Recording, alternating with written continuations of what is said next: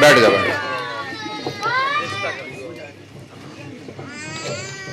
सो जाओ बेटा, सो जा सो जा। नहीं सोओगे?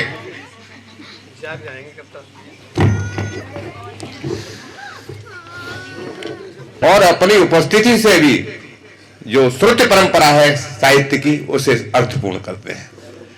तो मैं इन्हें देख करके बहुत प्रसन्न हूं। और ये श्रोताओं की संख्या कम ज्यादा इन सिरों से मत गिन कर कीजिए। हमारे नगर का प्रथम नागरिक यहाँ बैठा हुआ है, इसलिए पूरा नगर यहाँ बैठा हुआ है। तो मैं तो अभिनंदन करता हूँ आपको। और मधुकर जी, जब मैं इंटर में पढ़ता था, हिमांशु, मैं थोड़ा सा तुम्हें जिक्र किया था, तो वो यहाँ एलआईयू में थे। तब मेरे पिताजी भी एलआईयू में थे। पिताजी उनसे सीनियर थे, वो उनसे जूनियर थे। वो जल्दी चले गए, पिताजी मेरे अभी हैं, काफी उम्र है उनकी। तो चूंकि मैं एलआईयू का बेटा था, तो एलआईयू वालों से मुझे विशेष प्रेम था। उन्हीं के पैसे से पढ़ा हूं, डॉक्टर बना और यहीं आ गया मैं। तो पहली बार मुझे यहाँ मेहता पार्क में लाइब्रेरी में 15 अगस्त को होता था, राकेश गांधी जी अब तो उसे वहां से निकाल लाए, जगह जगह करते हैं उस कार्यक्रम को। 26 जनवरी को होता है ना, वो कोरोना काल की वजह से निकला। हाँ, फिर वही होगा 26 को जनवरी को, 15 अगस्त को। तो वहाँ मधुकर जी मुझे लेकर के गए थे पहली बार। मैं स्टूडेंट था और मुझे वहाँ पहली गोष्ठी वहाँ पे उन्होंने कराई थी, वो लेके गए थे मुझे। मुझे बहुत प्यार मिला उनका। आज वो नहीं है, लेकिन उनके पुत्र हिमांशु उस परंपरा को और जीवंत कर रहे हैं, उनकी स्मृतियों को संजो रहे हैं। इसलिए मैं उनको बहुत दुआएं देता हूं, आशीर्वाद देता हूं, शुभकामनाएं देता हूं। और इन परिस्थितियों में सब काम करा लिया उन्होंने। और ये बलराम कहाँ चले गए? चले गए क्या? उपद्रव करके चले गए? नहीं, आवाज आ रही होगी उसके कानों तक। तो क्या करें, हम तो यही कहेंगे, कुल मिलाकर के कार्यक्रम बहुत अच्छा हुआ है। सबने बहुत अच्छी अच्छी कविताएं पढ़ी हैं। प्रिय मुकेश ने एक बहुत अच्छा आगाज दिया। और अटल जहां होता है वहां वास्तव में ये जो हुआ थोड़ा, ये मेरे लिए था। मैंने इनसे कहा था, मेरा कल एक्सीडेंट हो गया, मेरे चोट लगी हुई है तमाम, तो और बुखार भी था मुझे, लेकिन चूंकि मेरा नाम था यहाँ पर, तो कहीं कार्यक्रम की गरिमा को ठेस न पहुंचे कह करके नहीं आए। तो राजकुमार ने मुझसे कहा कि आपको मैं थोड़ा जल्दी पढ़वा करके छुड़वा दूंगा। तो मेरे साथ ये हो रहा है कि मैं इस समय 11:15 बजे,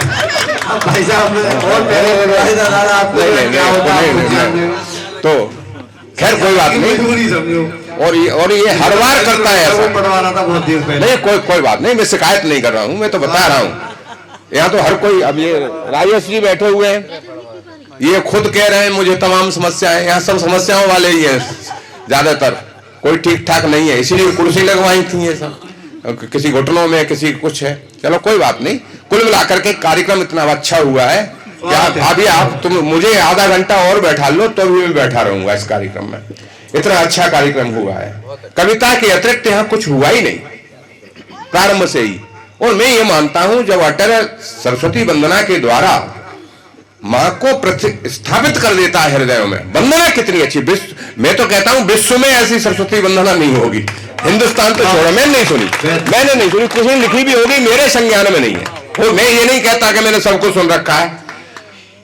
मां नाचती है, शब्द मौन हो जाते हैं, मां ने ही लिखी है इसके हृदय में बैठ करके सरस्वती वंदना। और ये सरस्वती वंदना अटल की उपस्थिति जहां हो, परंपरा ये कवित्रियों से लोग करा देते हैं, चाहे सड़ी गली कैसी भी वंदना हो उन पर, और ये बैठा रहता है। तो इससे शुरुआत होनी चाहिए। और क्या डूब के पड़ता है ये लड़का, रंग जी की धरती को इसने धन्य कर दिया है। इसमें व्यक्तिगत कुछ बुराइयां हो सकती हैं, लेकिन गीतकार के रूप पे इस पर कुछ उंगली उठाएगा मैं उससे बह जाऊंगा। लोग कहते हैं इसको क्यों कहते हैं ऐसे, मुझे दिखाई दे रहा है, मैं क्या करूं, मैं आंखें फोड़ लूं अपनी, ये ले जाएगा आगे इस लड़के को। भाई साहब आप जो है आगे बढ़ाइए सब लोग मिलकर के। अब ये बहुत अच्छे गीतकार थे, इनका सत्यानाश कर दिया यहाँ पे, जरा कहाँ जा सकते थे। ऐसा गीतकार सही बता रहा हूं, उपलब्ध नहीं होगा, लेकिन इनका तो जो होना था सो हो गया। अब इसे क्यों बर्बाद करो, हमारे पास ये नगीना है।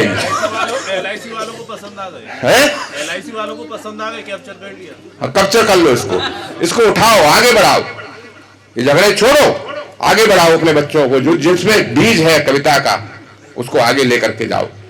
मैं बहुत प्रणाम करता हूं आपको, और भैया जिसको जो कुछ कहना हो मुझसे कह लिया करो, मैं सब सहने को, मुझे गालियां दे लो, मैं यहां से निकल गया, मैं तो बाद में लौट के आया हूं। तो यहां जब से राकेश गांधी जी यहां आए हैं, ये नहीं थे तब भी कवियों को बहुत कुछ करते थे। ADM क्या, मुझे अखिलेश मिश्रा के यहाँ पहली बार इनसे मुलाकात हुई थी, तो वहां भी ये कविता के इतने शौकीन वहां पहुंच जाते थे, कुछ कोई पद नहीं था इन पे। तब मैंने कहा ये बिना पद का निरापद आदमी हर जगह उपस्थित रहता, और पूरी रात कविता सुनते हैं। तो मैं ऐसे व्यक्ति को प्रणाम करता हूं। कविता की परंपरा और समृद्ध हुई है। चलिए कोई बात नहीं, अभी बातें होती रहेंगी, अब समय ज्यादा ना हो, सब मेरे अंदर ही बहुत है, फिर क्या करूं, अब संयम से मुझे बोलना चाहिए। 4 पंक्तियां आप तक निवेदित करता हूं।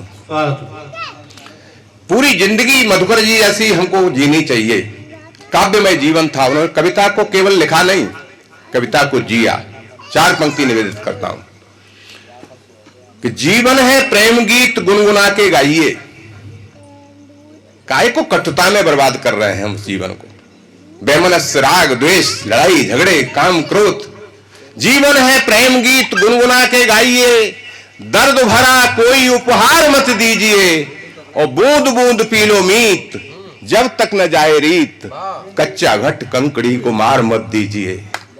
और जीवन है दुल्हन सिंगार इसका प्यार है, भारी भारी भूषणों का भार मत दीजिए। ये चादर कबीर की है, ओढ़िए जतन से, तार तार करके उतार मत दीजिए, तार तार करके उतार मत दीजिए। ये तो मोहब्बत की महफिल है, यहाँ कोई कटुता नहीं आनी चाहिए। इस तरह हम जीवन को जिए। छोटी छोटी उम्र के बच्चे थे जिन्होंने देश के लिए कुर्बानी दी। प्रेम की 2 धाराएं होती हैं, एक देह से जुड़ती है उसका नाम वासना होता है, एक देश से जुड़ती है उसका नाम उपासना होता है।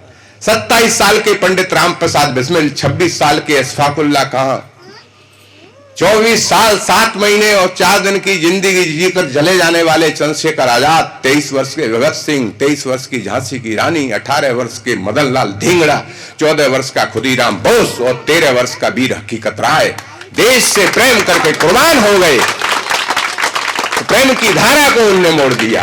उन्होंने, अब होली आने वाली है, उत्साह के साथ उन्होंने किस तरह के त्योहार मनाए, किस तरह का प्रेम किया। 4 पंक्तियां आप तक सौंपता हूं, सुनिएगा।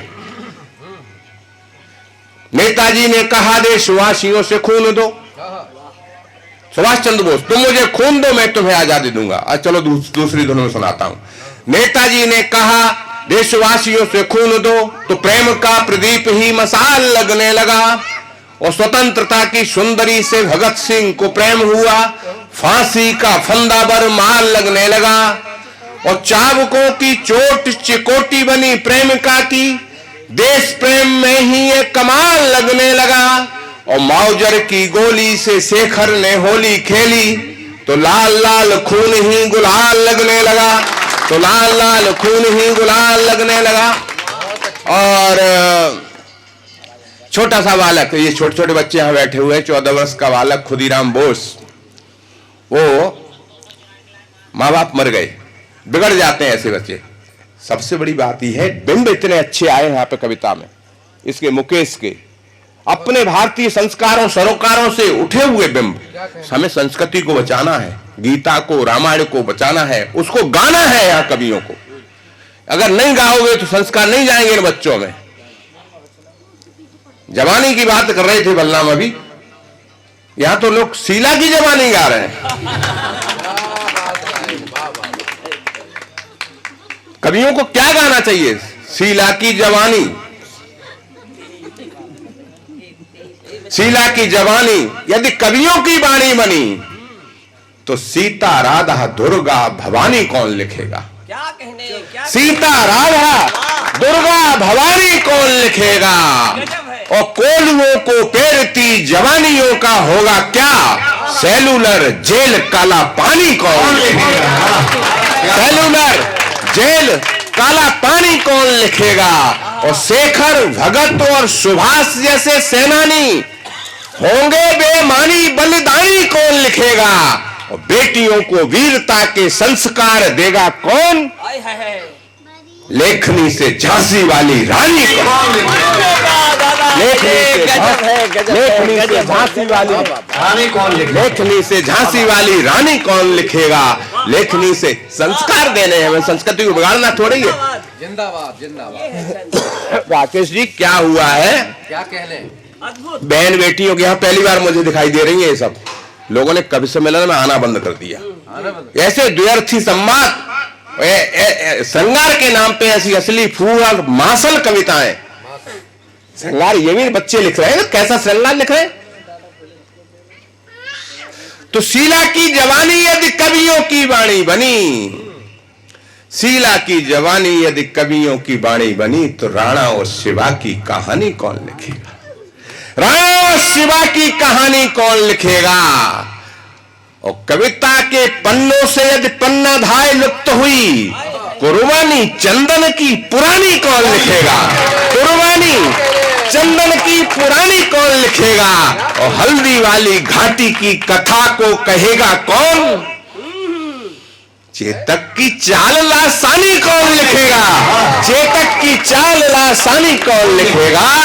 और शीला की जवानी में ही शब्द सारे चुक गए, तो जौहर में जलती जवानी कौन लिखेगा? जौहर में जलती जवानी कौन लिखेगा? जौहर में जलती जवानी कौन लिखेगा? जौहर में जलती जवानी कौन लिखेगा? कवियों ने इस देश को आजादी दिलवाई है। ये जवानी है, हमारी लौट आई है।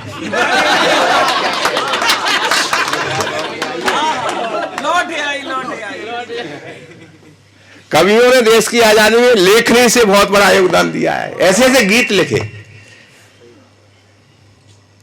आनंद मठ में गीत था वंदे मातरम, जो आज नारा बन गया है बंकिम चंद्र चटर्जी का। अगर फिल्मी नायिकाओं पर बंकिम बाबू लिखते गीत, तो वंदे मातरम हमें राष्ट्रगान नहीं मिलता। और नायिका के नैनों में डूब जाते बिस्मिल, तो सरफरोशी वाला बलिदान नहीं मिलता। सरफरोशी वाला बलिदान नहीं मिलता। और ब्याह करके विलासी यदि हो जाते भगत सिंह से उनकी माँ ने कहा बेटा शादी कर ले। उत्तर दिया मैं तेरे लिए दुल्हन तो लाऊंगा, लेकिन आजादी की दुल्हन लाऊंगा। नायिका के नैनों में डूब जाते बिस्मिल, तो सरफरोशी वाला बलिदान नहीं मिलता। और ब्याह कर विलासी यदि हो जाते भगत सिंह, तो शौर्य के सूर्य को बिहान नहीं मिलता। शौर्य के सूर्य को बिहान नहीं मिलता। और नारी बाहु बंधनों में बंध जाते आजाद, तो आज हमें आजाद हिंदुस्तान नहीं मिलता। तो आज हमें आजाद हिंदुस्तान नहीं मिलता। तो आज हमें आजाद हिंदुस्तान नहीं मिलता। वो विलासता में पड़ जाते बच्चे। हमारे संस्कार कविताओं से आए सारे के सारे। इन कविताओं ने क्रांतिकारी पैदा किए हैं, तो वो लिखने ही है। और हमको इस पीढ़ी से बहुत, हमारे ऊपर की पीढ़ी गड़बड़ थी। हमारी पीढ़ी उससे थोड़ी सुधरी, लेकिन हमारी नेक्स्ट जनरेशन हमको दिखाई दे रही है, ये कविता को बचाएगी। और ये हमारी माता बहनें फिर बैठेंगी पंडाल में। आपको तो याद हो शायद पुराने अखिल भारतीय कवि सम्मेलन जब होता था यहाँ एटा की नुमाइश, हमारे आधा हिस्सा भरा रहता था पूरा का पूरा। आज की तरह है? आज आश्वस्त हूं मैं। आज कोई भी इस कारण से उठ के यहां से नहीं जाएगी कि कविता अश्लील है। बचाया है। और मैं रहता हूं वहां तो मैं तो विरोध करता हूं, और जहां नहीं कर पाता खुद उठ जाता हूं। गलत कविता नहीं होनी चाहिए। हमारी बच्चियों को संस्कार देने, तो मैं एक कविता छोटी सी चार छंद की पढ़ देता हूं, क्योंकि समय ज्यादा हो गया है। मैं भी लोकल हूं यहाँ का, तो इसलिए मुझ पर भी वही नियम लागू होना चाहिए। और राजकुमार ने सब पे लागू किया। केवल 2-3 मिनट की कविता बस। उसके बाद सुनो बेटा, सुनो। सुनो बेटा, एकता। हाँ सुनो बेटा, बस तुम्हारे लिए कविता सुना रहा हूं। पूरे देश में ये सम्मानित कविता है। इस कविता में 4 छंद हैं केवल। तो इसमें 2 पात्र हैं और 2 युग हैं। एक त्रेता है, एक द्वापर है। एक जटायु है पात्र, एक भीष्म है।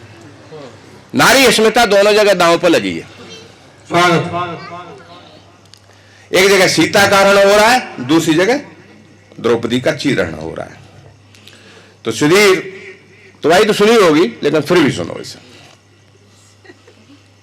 जटायु बूढ़े हैं, पक्षी हैं, निशस्त्र हैं। उनकी बिरादरी की भी नहीं है सीता, पक्षी तो है नहीं, लेकिन फिर भी इस भारत की देश की नारी के लिए यहां के पक्षी तक लड़ जाते हैं उसके सम्मान के लिए। दूसरी तरफ भीष्म है, महारथी हैं, सशस्त्र हैं, लेकिन मौन बैठे रहे, कुछ नहीं कर पाए। इसलिए भीष्म को मिलते हैं यमराज और जटायु को मिलते हैं रघुराज। अंतिम समय ये परिणति है कविता की। तो हमें भीष्म बनना है या जटायु बनना है, इस वर्ग से कह रहा हूं मैं। हमें भाई कौन लगती है, कोई छेड़छाड़ कर रहा है, करते रहो। हर एक के लिए लड़ना है, स्त्री के लिए। तुम्हारे सामने कोई अन्याय नहीं होना चाहिए। राम पहुंचे तो जटायु के सामने क्या स्थिति थी कि कटे हुए पंख और घायल शरीर था, धरती का कण कण लोहू से लाल था। सिया का हरण हाय रोक नहीं पाया मैं, बार बार यही बस मन में मलाल था।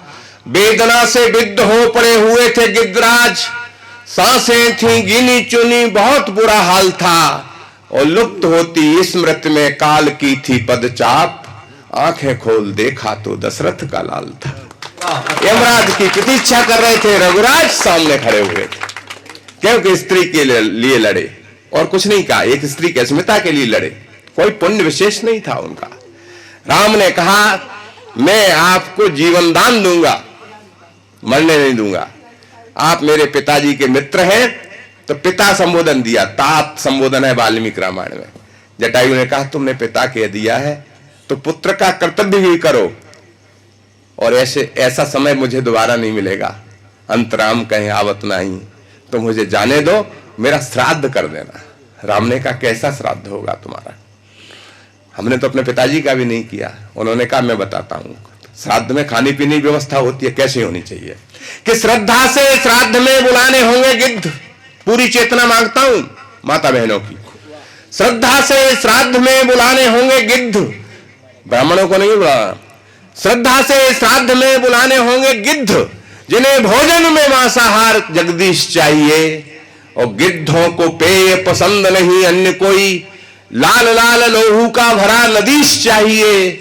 और जिन बाहुओं ने वैदेही का हरण किया बल से, भोज में भुजाएं वही पूरी बीज चाहिए।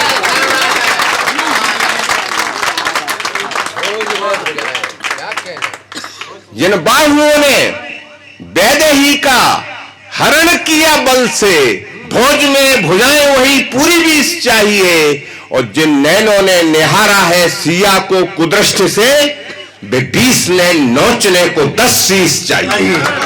ये श्राद्ध दो। राम ने कहा श्राद्ध देंगे, पिताजी प्रतीक्षा करो, ये होगा, अवश्य होगा। लेकिन क्यों हुई राम क्यों मिले? कि नारी के हित लड़ा, इसीलिए पुण्य बढ़ा। गिद्ध को प्रसिद्ध किया परोपकारी काम ने, नाम लिया राम का तो खुल गया स्वर्ग द्वार। दशरथ का लोक दिया राम जी के नाम ने, और भानुकुल के भानु ने अर्घ्य दिया आंसुओं से। सूरज को अर्घ्य लगाते हैं सब, लेकिन वो सूर्य कुल के भी सूर्य भगवान श्री राम जटायु के लिए आंसुओं का अर्घ्य लगा रहे थे। नारी के हित लगा, इन पंक्तियों को साथ ले जाना। नारी के हित लगा, इसीलिए पुण्य बढ़ा। गिद्ध को प्रसिद्ध किया परोपकारी काम ने, नाम लिया राम का तो खुल गया स्वर्ग द्वार। दशरथ का लोक दिया राम जी के नाम ने, और भानुकुल के भानु ने अर्घ्य दिया आंसुओं से। जटाओं से जटायु की धूल झाड़ी राम ने, और स्वर्ग के लिए तो उनके दर्शन ही काफी थे। जाने कौन धाम दिया राम के प्रणाम ने, जाने कौन धाम दिया राम के प्रणाम ने, जाने कौन धाम दिया राम के प्रणाम ने। राम को सब प्रणाम करते, राम प्रणाम करते। और इस कविता के 2 छंद अंतिम मैं आपको दे रहा हूं। तो वो बदला, द्रौपदी की परिस्थिति आई, भीष्म के सामने मौन बैठे रहे, भगवान के भक्त थे, मुक्ति मिली नीचे दर्जे की, सालोक की मुक्ति मिली, और जटायु को सारूप्य मुक्ति मिली, ऊंचे दर्जे की है। तो जो व्यवस्था के नियामक है उनसे पूछा कि इस गिद्ध को कैसे इसने कौन सा ऐसा धर्म कर्म यज्ञ किया कि वो मुझसे ऊपर बैठा हुआ है। तो उत्तर दिया, मेरे कवि ने उत्तर दिया कि जटायु के सामने सीता का हरण था, भीष्म की समस्या थी द्रौपदी के चीर की। जटायु के सामने सीता का हरण, कविता में चिंतन ना आ पाए तो काहे की कविता जी। और एक प्रश्न छोड़ जाती है, उत्तर आप खोजना। जटायु के सामने सीता का हरण था, भीष्म की समस्या थी द्रौपदी के चीर की। अधम जीव होके जटायु तो जूझ गए, फड़की न भुजा किंतु भीष्म जैसे वीर की, फड़की न भुजा किंतु भीष्म जैसे वीर की। इसीलिए भीष्म को तो लेने आए यमराज, रघुराज ने गति की गिद्ध के शरीर की। और बाणों की सैया पे सोए भीष्म अंतकाल, मिल पाई गिद्ध को ही गोद रघुवीर की, मिल पाई गिद्ध को ही गोद रघुवीर की। और अंतिम एक छंद देकर के मैं अपनी वाणी को विश्राम दूंगा, सुनिएगा। किसी पराई स्त्री पर गलत दृष्टि डालना हमारी संस्कृति के विरुद्ध है। परदारा मातृवत, ये बच्चों को सिखा रहा हूं मैं। रावण में राम से हर गुण ज्यादा था, यही एक अवगुण उसको ले डूबा। विद्वान ज्यादा था, बुद्धि 10 गुना अधिक थी, 10 सिर थे यानी 10 गुनी बुद्धि थी उसके अंदर। बल 20 गुना था सामान्य से, 20 भुजाएं थी। पर स्त्री सेवन की पापमय प्रवृत्ति से अगर ये करोगे तो पूरी कायनात तुम्हारा विरोध करेगी, और अगर स्त्री की रक्षा करोगे तो पूरी कायनात, पूरी प्रकृति तुम्हारे साथ हो जाएगी। इस छंद को मैं अपनी चेतना के साथ जोड़कर आपकी चेतना तक संप्रेषित करना चाहता हूं कि पर स्त्री सेवन की पापमय प्रवृत्ति से पंडितों का चित्त भी अशुद्ध हो जाता है। कितने भी विद्वान हो जाओ, कितनी भी कविताएं लिख लो, बड़ी बड़े गीत लिख लो, तालियां बजा लो, बड़े बड़े लिफाफे ले लो, हवाई जहाज में यात्रा करो, होटलों में ठहर लो, लेकिन अगर ये अवगुण आ गया, कवियों से भी कह रहा हूं, भाई साहब तुम्हें पतन से कोई रोक नहीं सकता, वो सर्वनाश होगा। अभी अभी महान विभूतियां कई एक गई हैं बड़े बड़े कर्ज लेकर के, लेकिन अंतिम समय है, अंतिम समय उनकी क्या दुर्गति हुई सबने देखी है। पर स्त्री सेवन की पापमय प्रवृत्ति से पंडितों का चित्त भी अशुद्ध हो जाता है, पंडितों का चित्त भी अशुद्ध हो जाता है। और राम और रावण के बीच में न होता युद्ध, धर्म और अधर्म में भी युद्ध हो जाता है। ये राम और रावण का युद्ध नहीं था, राम और रावण के बीच में न होता युद्ध, धर्म और अधर्म में भी युद्ध हो जाता है। राम जी के संग संग पत्थर भी तैरते हैं, जड़ पत्थर साथ आगे, राम जी के संग संग पत्थर भी तैरते हैं। ऋषियों का मन भी प्रबुद्ध हो जाता है। गिलहरी, गिद्ध, भालू, बंदर सब राम जी का साथ देते, और रावण का बंधु भी विरुद्ध हो जाता है। अरे रावण का बंधु भी विरुद्ध हो जाता है, रावण का बंधु भी विरुद्ध हो जाता है। बस इसी संदेश के साथ आप सबको प्रणाम करता हूं। बहुत बहुत धन्यवाद।